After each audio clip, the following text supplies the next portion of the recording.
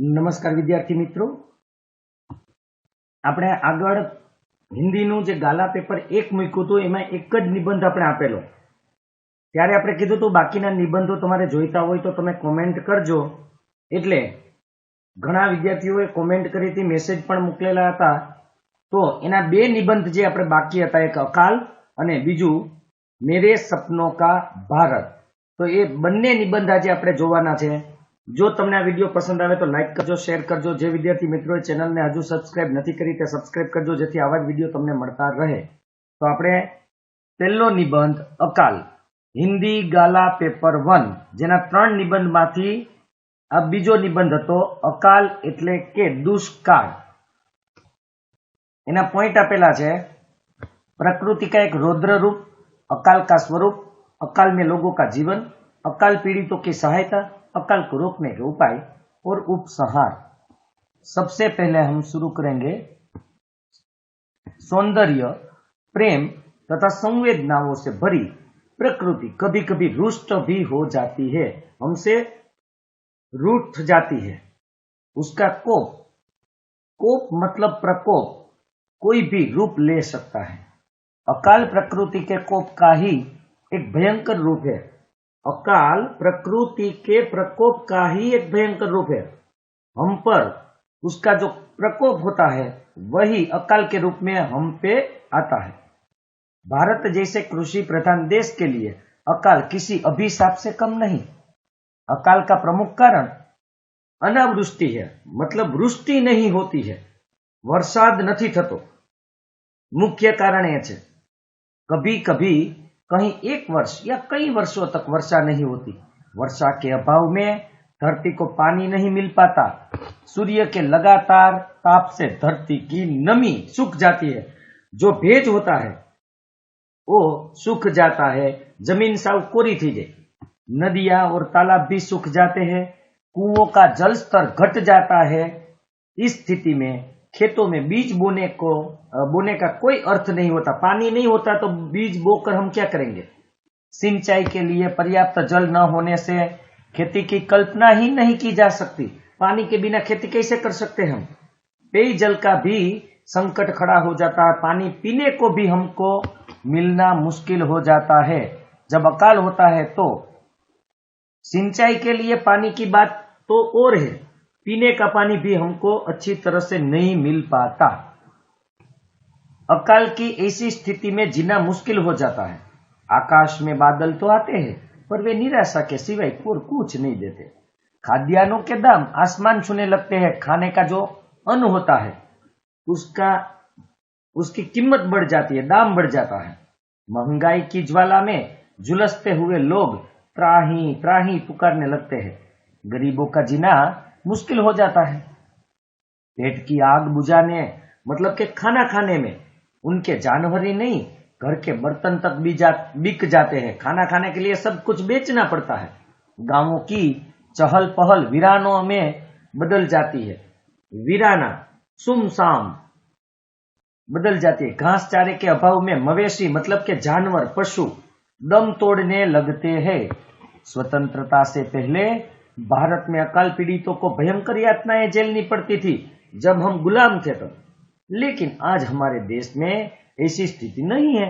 अकाल पीड़ितों को हर तरह की सहायता दी जाती है. प्रादेशिक सरकारें मतलब कि अपने अपने प्रदेश की सरकार उन्हें रोजगार और अनाज देती है. केंद्र सरकार भी उन्हें धन और अन्न मुहैया कराती है. सामाजिक संस्थाएं भी अकाल पीड़ितों की मदद के लिए दौड़ पड़ती है. देश भर के कलाकार अकाल ग्रस्तों की मदद करने के लिए सहायता कार्यक्रम करते हैं. लोगों को पेयजल पहुंचाने के लिए टैंकरों का उपयोग किया जाता है. नलकूप लगाए जाते हैं और नए कुएं खोदे जाते हैं.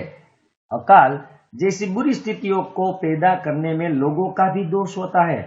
आजकल पर्यावरण शास्त्री अकाल की रोकथाम मतलब के रोकने के लिए लगे हुए हैं. वृक्षारोपण की प्रवृत्ति को राष्ट्रीय स्तर पर प्रोत्साहित किया जा रहा है, क्योंकि हम वृक्षारोपण करेंगे तो बारिश ला सकेंगे. वनों की कटाई पर कानूनी प्रतिबंध लगा दिया गया है. नदियों पर विशाल बांध बनाए गए हैं. कुओं तालाबों को अधिक गहरा किया गया जिसके कारण उसमें ज्यादा पानी समा सके। परमाणु शक्ति वाले देशों से संहारक शस्त्रों के परीक्षणों पर प्रतिबंध लगाने के लिए कहा जा रहा है, क्योंकि ऐसे परमाणु शक्ति वाले हथियार जो होते हैं परमाणु वाले, उसका परीक्षण करने से भी हमारे पर्यावरण को नुकसान होता है। इसके कारण बारिश की संभावना कम हो जाती है। अकाल राष्ट्र की विकासगामी योजनाओं का शत्रु है, क्योंकि जो योजना हमें आगे करनी है वह योजना हम नहीं कर पाएंगे, क्योंकि हमारे पास पैसों की कमी हो जाती है। लोगों को जिंदा रखने के लिए वो पैसे उपयोग हो जाते हैं। इसके कारण प्रगति की ओर बढ़ते हुए चरण रुक जाते हैं। इसलिए अकाल के दैत्य से बचने के लिए प्रभावी उपाय करना चाहिए। खुशी की बात है कि अब लोग इस दिशा में जागृत होने लगे हैं। अब हम दूसरा निबंध देखेंगे। दूसरा निबंध है मेरे सपनों का भारत।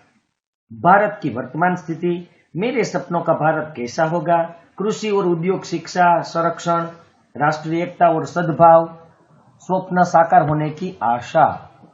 स्वतंत्रता पाने के बाद कृषि, उद्योग, व्यापार, विज्ञान, शिक्षा, संरक्षण आदि क्षेत्रों में भारत ने प्रगति के दर्शन कराए हैं। हम सब क्षेत्र में आगे हैं। विश्व के विकासशील देशों में भारत का अग्र स्थान है। इसके बावजूद हमारा देश अपनी मूल समस्याओं से मुक्ति नहीं पा सका है। जब मैं अपने देश की वर्तमान तस्वीर देखता हूँ तो लगता है कि यह तो मेरे सपनों का भारत नहीं है। मेरे सपनों का भारत तो वह भारत है जिसमें गांधी जी के राम राज्य का आदर्श होगा। वह ऐसा भारत है जिसके लिए हमारे देश के शहीदों ने अपने अनमोल प्राणों की बलि चढ़ा दी थी। मेरे सपनों के भारत में स्वराज्य ही नहीं बल्कि सुराज्य भी होगा। अच्छा राज्य, स्वराज्य मतलब अपना राज्य, पर सुराज्य का मतलब है अच्छा राज्य। मेरी कल्पना का भारत सब तरह से एक फलता फूलता देश होगा। गांवों में किसान अपनी भूमि के मालिक होंगे, उनके खेतों में हरियाली और उनके जीवन में खुशहाली होगी। शहरों में उद्योग धंधे फलते फूलते होंगे। मिलों कारखानों में प्रसन्नता से काम करते हुए मजदूर देश को समृद्ध बनाने में जुटे होंगे। देश में न किसी के सामने बेकारी का प्रश्न होगा और न भूख किसी की मृत्यु का कारण बनेगी। सबके तन पर कपड़ा होगा और सबके दिल में खुशी होगी। मेरे सपनों के भारत में छोटे से छोटे गांव में भी प्राथमिक पाठशाला होंगी। बड़े गांवों में विद्यालय और कस्बों में महाविद्यालय ज्ञान विज्ञान का प्रकाश फैलाते होंगे। जगह जगह पुस्तकालयों और वाचनालयों की स्थापना होगी। उच्च शिक्षा के द्वार सबके लिए खुले होंगे। शिक्षा में औद्योगिक और तांत्रिक विषय को महत्वपूर्ण स्थान दिया जाएगा।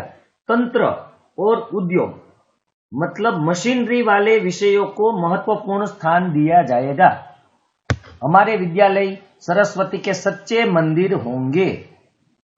और ये जो निबंध है वो हमारी जो वेबसाइट है balaji-classes-jamnagar.blogspot.com उस पर भी मैंने अपलोड कर दिया है। तो जिन लोगों ने ये नहीं देखा है वो देख ले, और उसमें से आप पढ़ भी सकते हैं, लिख भी सकते हैं। आगे देखते हैं। मेरे सपनों के भारत में लोगों के जीवन पर हावी नहीं होने दिया जाएगा, मतलब रोग नहीं होने देंगे। शहरी और देहाती मतलब ग्रामीण इलाकों में चिकित्सा की उत्तम सुविधाएं उपलब्ध रहेगी। गांव गांव दवाखाने होंगे। गांव का डॉक्टर किसी ग्रामवासी को बेमौत नहीं मरने देगा। हमारे देश की संरक्षण व्यवस्था लाजवाब होगी। हमारी सेनाएं शत्रुओं को हमारी सीमाओं पर बुरी नजर डालने नहीं देंगी। देश में कानून का सख्ती से पालन होगा। चोरों, डाकुओं, तस्करों और काला बाजार करने वाले को अपनी काली कमाई के दरवाजे बंद कर देने पड़ेंगे। भ्रष्टाचारियों और देशद्रोहियों को कड़ी सजाएं देकर उन्हें उनके कर्मों का फल चखाया जाएगा। मेरे सपनों के भारत में सभी देशवासी एकता के सूत्र में बंधे होंगे। उनमें प्रांतवाद, भाषावाद, धार्मिक संकीर्णता का विष न होगा। सब खुले दिल से राष्ट्र को सुखी, समृद्ध और शक्तिशाली बनाने में लगे होंगे। समाज में उच्च नीच, जाति पाति आदि की दरारें न होंगी। दहेज जैसी कुप्रथाओं का कहीं स्थान न होगा। इस प्रकार मेरे सपनों का भारत एक महान और आदर्श देश होगा। सारा विश्व उससे प्रेरणा लेगा। काश मैं अपने सपनों के भारत को अपनी आंखों से देख सकूं। तो અહીંયા આપણા બે નિબંધો પૂર્ણ થાય છે। મિત્રો લાઈક એન્ડ શેર કરજો। આગળ પાછા આપણે નવા વિષય કે નવા સબ્જેક્ટ કે નવા વિડીયો સાથે ફરીથી મળશું।